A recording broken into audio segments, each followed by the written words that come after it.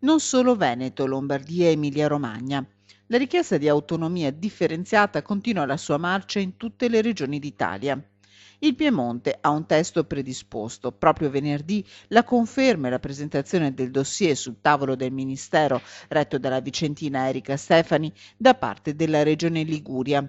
Ma alla finestra ci sono anche Marche, Umbria e Campania e interesse è stato manifestato da altre regioni. E nella settimana in cui il presidente Luca Zaia ha spiegato a Roma le ragioni del Veneto davanti alla Commissione parlamentare per le questioni regionali, il ministro Stefani, da Torre di Quartesolo, dove ha inaugurato la nuova caserma dei Carabinieri, torna a far sentire la sua voce. Questi sono dei dati chiari che devono essere ovviamente rappresentati come tali a tutto il governo.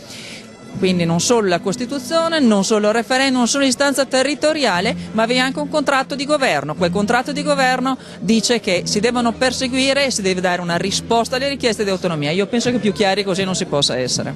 Il vento che spinge Veneto e Lombardia è forte del voto di un referendum popolare.